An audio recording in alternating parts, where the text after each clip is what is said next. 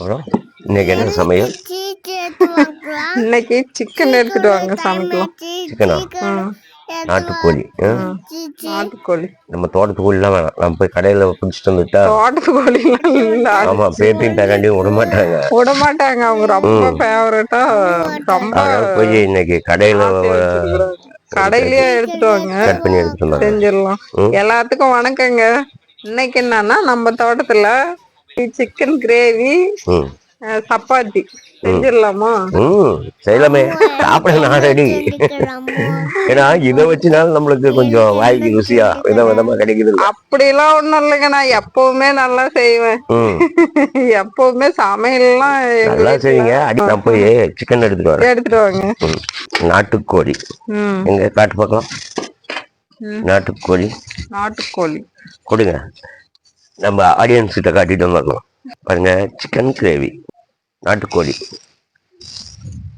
நீங்களுக்கு தான் பாதுகாப்பு பண்ணும், அவங்கதான் ஆளுக்கு முன்ன வருவாங்க. ரெடி பண்ணி பண்றேன். நீங்க சமைக்கிறத நம்ம வேடிக்கைனாலும் பார்க்கலாம். ஏன்னா தெரிஞ்சு வச்சுக்கிட்டா நல்லது. ஆமா ஆமா, அட்டவசரத்துக்கு நம்மளும் செஞ்சுக்கலாம். இந்த மாதிரிலாம் செஞ்சுக்கணும். என்ன பண்ணும்? கடுகு, உளுத்தம்பருப்பு, கடலை பருப்பு. காத்துதான் அடிக்குது இல்ல? செம்மையா அடிக்குது. கருவேப்பிலை கொஞ்சம் பிடிச்சிட்டாங்க. கருவேப்பிலையா? ஓகே, நம்ம தோட்டத்திலேயே போய் பறிச்சுட்டு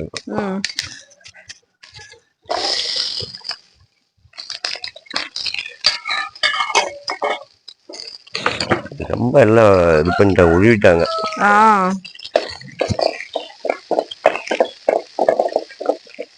கழுவி போட்டாச்சு. பாப்பா, நீ சொன்ன மாதிரி ஒரு மரம் வாழைச்செடி ஒண்ணு ஈனிச்சுக்காது.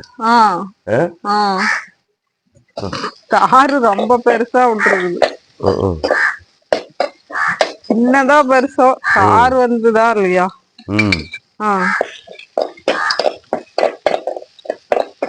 மரத்தை வெட்டிக்கலாம்னு சொன்னீங்கல்ல, அதுக்காக வந்து கூப்பிட்டு.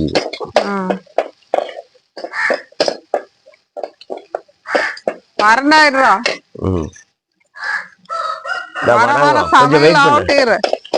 கொஞ்சம் வெயிட் பண்ணுங்க.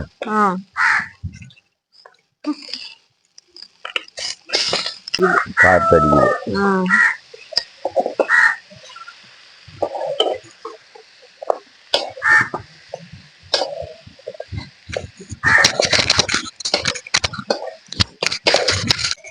உப்பு போட்டுக்குவோம்.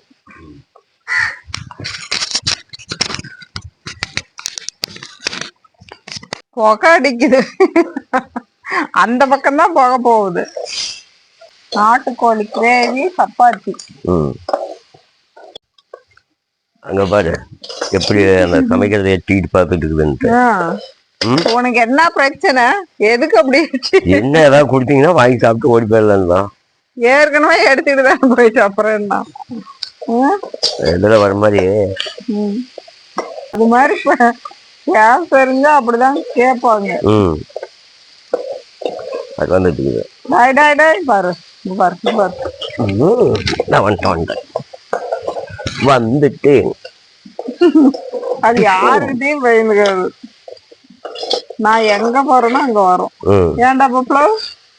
அப்படியா? வர வேண்டாம், நீ கிளம்பு. சொன்ன உடனே கிளம்பிட்டு.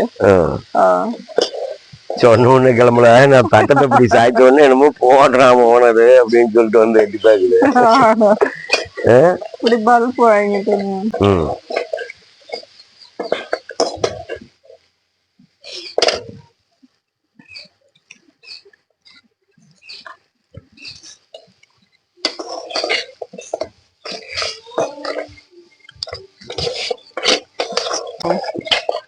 கொஞ்சம் வணங்கினதுக்கு அப்புறம் தான் போடணும்.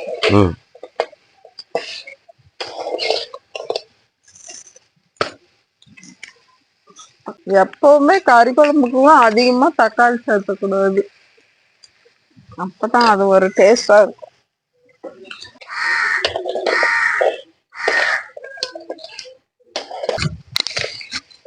வெந்துக்கிச்சாட்டுங்குது. தண்ணி ஊற்றணும்ல? தண்ணி தண்ணிதான் இருக்குது இருக்கா? இப்ப பொடி அடி பண்ணணும். இப்ப தீர்ந்துக்குச்சு. வெட்டினா அந்த தலை மட்டும் எனக்கு.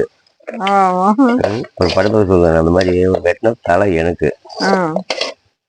எப்பயுமே கோழி தலைன்னா எனக்கு ரொம்ப பிடிக்கும். கோழிக்கால் நாட்டுக்கு போய் இப்படி எல்லா பசங்க எல்லாம் போய் செஞ்சு சாப்பிடுவாங்க.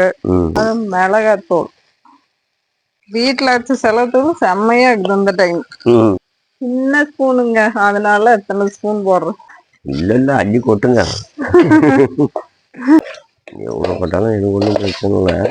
உங்களுக்கு எல்லாம் பிரச்சனை இல்ல, நாங்க சாப்பிடணும் தெரிஞ்சுட்டுதாங்க. ஆனா புகை இருக்கிறதுனால காத்து பாருங்க எப்படி அடிக்குதுன்ட்டு. காத்தா இருக்கிறதுனால ஒண்ணும் பண்ண முடியல.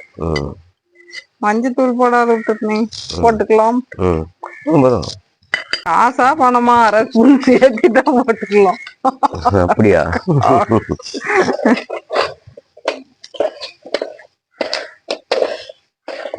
வீட்டுல அரைச்ச மஞ்சத்தூளுங்கிறதுனால அவ்வளவு. அது உப்பு கறி. இது வந்து உப்பு கறி. இது செம்ம டேஸ்டா இருக்கும். சிக்கன் மசாலா இப்படியே வறுத்து எடுத்து வச்சா எப்படி இருக்கும்? 6 மணிக்கு மேல 6 மணிக்கு மேல இப்படி எடுத்து வச்சா எனக்கு ஒருத்தனைக்கே போதும். 6 மணிக்கு ஒரே ஆள் சாப்பிடுவேன். உங்களுக்கு இந்த புடவை ஞாபகம் இருக்குதா? எப்ப எடுத்தது? கல்யாணம் ஆன புதுசுல எடுத்து கொடுத்தது. நான் தான் எடுத்து கொடுத்தேன். புடவை மொத நான் தறி நெஞ்சனுங்க, அதுக்கு வந்து எடுத்து கொடுத்தாங்க. எத்தனை வருஷம் ஆச்சு? 30 வருஷம். நான் தறி நெஞ்சதெல்லாம் இல்ல, தறி நெஞ்சதுக்கு 30 வருஷத்துக்கு மேல ஆயிடுச்சு. கல்யாணம் ஆனதே எனக்கு தெரியல. ஏன்னா 13 வருஷத்துல கல்யாணம் ஆனா வெந்துக்குச்சு. கொஞ்சம் டேஸ்ட் பார்க்கலாமா எப்படி இருக்குன்னு? சப்பாத்திக்கும் கிரேவிக்கும் செம்ம சூப்பரா இருக்கும். வாசமே செம்மையா தான் இருக்கு. ஆமா, பார்க்கலாம் எப்படி இருக்குன்ட்டு. சுட்டுப்படா, நீங்க பிடிச்சி இது பண்ணுங்க. கொஞ்சம் ஊதி.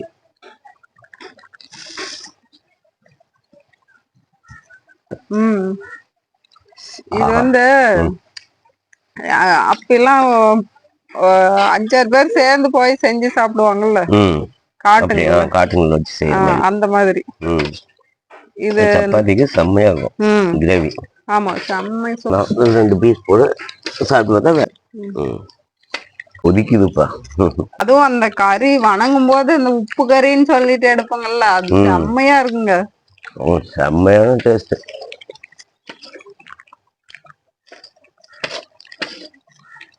நிறைய குழம்பு வைக்கிறத விட இப்படி எல்லாம் நிறைய மரம் வச்சு இதுக்குள்ள இருக்கிறோன்னு ரொம்ப ஆசைப்பட்டேங்க. அதனாலயே நிறைய மரம் வச்சேன்.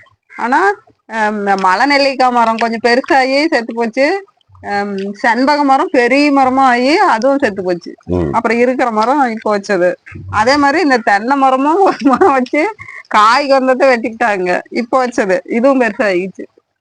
நிறையா செலவு ஊற்றி வைக்காம இந்த மாதிரி கம்மியா கிரேவி மாதிரி வச்சு சப்பாத்தி, பொங்கன சோறு இதெல்லாம் சாப்பிட்டா செம்ம டேஸ்டா இருக்குங்க. இந்த மாதிரி குழம்பு வச்சு சூப்பரா இருந்துச்சு. சரி, இப்ப ரெடி ஆச்சுங்க. எடுத்து மாத்திக்கலாம் பாத்திரத்துல. பாருங்க, சூப்பரான கிரேவி பாருங்க. இட்லி, தோசை, சப்பாத்தி, பொங்க சோறு எல்லாத்துக்கும் சாப்பிட்டுக்கலாங்க. சாப்பிடுறீங்களா? பசிக்குது.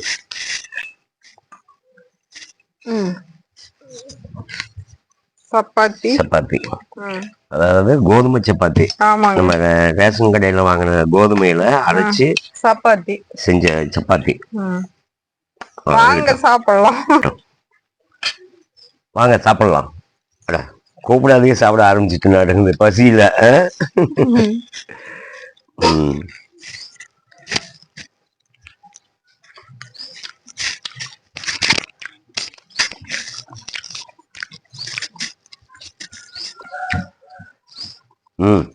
செம்மையா இருக்குது. சப்பாத்திக்கும் செம்ம டேஸ்டா இருக்கு. இந்த மாதிரி தூள் மட்டுமே போட்டு வச்சா அவ்வளவு டேஸ்டா இருக்கும் சிக்கன். சரிங்க, அடுத்த வீடியோல பார்க்கலாங்க. நீங்களும் இந்த மாதிரி செஞ்சு சாப்பிட்டு பாருங்க, செம்மையா சூப்பரா இருக்குங்க. பாய்.